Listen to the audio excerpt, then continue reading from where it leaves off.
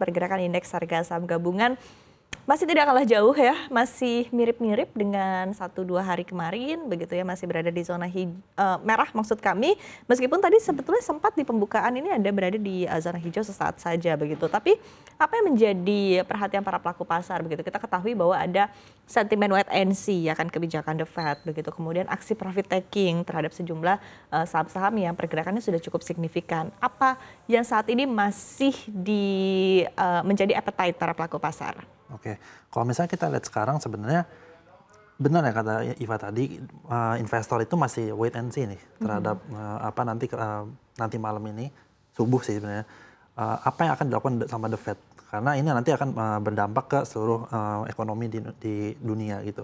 Nah, kita perlu lihat sih kurang lebih mungkin kalau sekarang masih di rentan segini aja, jadi nggak bakal berubah banget. Kalaupun berubah ya paling naiknya nggak se-ekstrim kayak kemarin, misalkan kemarin sampai 3% turunnya segala macam, ini kayak nggak sih, lebih ke arah si wait and see, jadi netral aja di angka segini sampai akhir The Fed nanti besok subuh kasih keputusan suku bunga, nanti mungkin besok pasar baru akan bergerak. Oke, tapi ini cukup berbeda dengan laju pergerakan di bursa regional ya, di bursa kawasan Asia begitu. Kita lihat hari ini pergerakannya cukup mix, meskipun sebetulnya dalam beberapa waktu terakhir cukup berbeda pergerakan indeks harga saham gabungan ketika kita compare dengan pergerakan secara regional. Apa yang menjadi sentimen yang membuat pergerakan kita ini cukup tertarik lebih dalam compare ke bursa saham di kawasan lainnya? Kalau misalnya kita lihat sebenarnya beberapa hari kebelakang ini kan ada katalis di mana isu di MSCI pengen ganti metodologi dalam mereka ngehitung free float. Itu ngebuat saham-saham asing ngelihat bahwa ada potensi risk tambahan nih di pasar saham Indonesia terutama. Ini karena nanti kedepannya terutama pasar saham-saham yang ada di MSCI yang punya free floatnya mungkin akan berbeda nanti pas nanti ada kebijakan baru. Ini kan akhirnya ngebuat investor asing tuh nanti deh mau belinya, mending kita lihat aja nanti dan kita fokus ke pasar-pasar lain yang mungkin lebih bagus gitu. Jadi untuk dari sekarang kita ngelihatnya saham-saham maksudnya indeks di tempat lain itu masih lebih oke. Jadi yang IHSG masih mengalami masih netral aja, nggak kemana-mana. Ini kurang lebih karena MSCI sih. Oke, jadi masih cenderung sideways. Betul. Ya ke depannya. Tapi seberapa lama sentimen ini masih akan membayangi begitu? Seberapa lama mungkin dalam time frame ya untuk sentimen ini masih menjadi landasan decision para pelaku pasar untuk berburu saham di domestik begitu? Seberapa jauh? Mungkin kalau kita lihat waktunya, kita bisa lihat langsung besok kali ya. Mungkin karena The Fed juga ini menjadi resiko tambahan juga. Jadi dari MSCI itu ditombang lagi sama The Fed. Ini akhirnya ngebuat pelaku pasar masih bingung nih mau masuk kemana.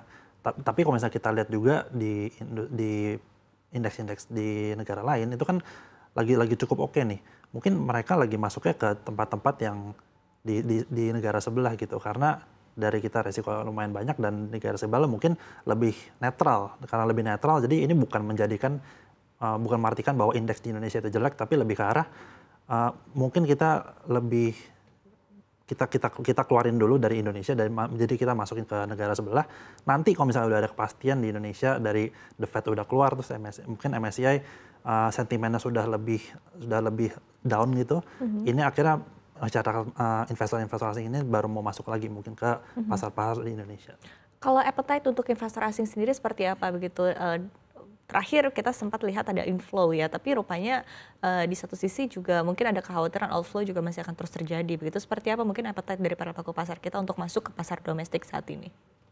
Kalau misalkan dari hal itu terlalu banyak hal yang terjadi di makroekonomi, terutama kita kan di Indonesia juga banyak saham-saham itu yang dipegang sama perusahaan-perusahaan hedge fund di luar negeri, terus fund manager di luar negeri. Itu terutama ada banyak juga di Amerika. Ini ngebuat mereka itu nggak mau masuk tambahan lagi karena mereka ngeliat juga S&P sekarang lagi all time high, terus dilihat dari kondisi The Fed yang diproyeksikan akan nurunin suku bunga itu kurang lebih 90% kalau konsensusnya. Ini kan akhirnya ngebuat kalau misalkan dari segi saham misalkan S&P gitu mending masuk situ aja, karena dari segi US-nya juga bakal menguat juga, terus dari segi indeksnya juga bakal menguat dari S&P. Jadi investor asing terutama di Amerika sama di Eropa, karena di Eropa ini kalau kita lihat kemarin ada beberapa minggu lalu ada Lukoil sama Rosneft yang disanksi sama Amerika. Ini akhirnya ngebuat terutama Lukoil ini kan dia punya banyak gas station yang ada di Eropa gitu. Ini akhirnya membuat kecenderungan di mana investor ini takut untuk invest di Eropa karena dari segi apa yang dipunyai lokal itu lumayan banyak di Eropa. Nah ini akhirnya ngebuat juga karena Eropa itu lumayan kebanyakan di G7 juga kan, G7 kan banyak di Eropa dan likuiditasnya biasa di Jerman segala macam itu kan G7, masuk G7 juga. Mungkin mereka lebih ngeliat lebih baik masuk ke Amerika juga, jadi karena sama-sama G7 saling menguntungkan gitu. Jadi kurang lebih begitu sih, jadi makanya kita agak terbelakang sedikit. Oke, jadi memang appetite para pelaku pasar ini cenderung ke US begitu. Betul. Tadi dengan tambahan likuiditas dengan para pelaku pasar begitu yang beralih dari pasar Eropa ke Amerika Serikat ini membuat juga lebih menarik, apalagi juga lagi musim laporan keuangan Betul. begitu di sana, ini juga mungkin menjadi sebuah sentimen tersendiri. Nah, kemudian ketika kita tentu bandingkan ya musim laporan keuangan juga terjadi di domestik begitu ya, saat ini juga para pelaku pasar tengah mengamati laporan keuangan dari para emiten begitu. Apakah ini juga menjadi sebuah sentimen yang cukup menarik dan bisa diperhatikan juga oleh para pelaku pasar begitu, khususnya yang mengacu kepada fundamental seperti apa? Kalau misalnya kita lihat sebenarnya ada resiko di mana kita punya rupiah tuh sebenarnya masih agak keganggu karena keputusan The Fed nanti ini. Karena keputusan The Fed itu kan nanti kalau misalkan dia turunin, otomatis kan kita punya rupiah ada kemungkinan juga untuk melemah lagi nih. Ini kan ada kecenderungan hal tersebut. Nah, kalau misalnya kita lihat dari sudut fundamental sebenarnya oke-oke aja, dan bahkan beberapa perusahaan yang ada di Indonesia terutama consumer ini mencatatkan kemarin laba bersih, misalkan Unilever segala macam itu mencatatkan laba bersih yang cukup oke. Kalau misalkan ditarik secara year on year gitu. Ini kan menandakan bahwa sebenarnya di Indonesia ini consumption masih oke, terus dari segi fundamentalnya juga ekonominya berjalan dengan mulus. Dan juga ada ditambahin lagi sama likuiditas dari Pak Purbaya 2 triliun itu akhirnya ngebuat kita punya likuiditas itu makin hari makin banyak.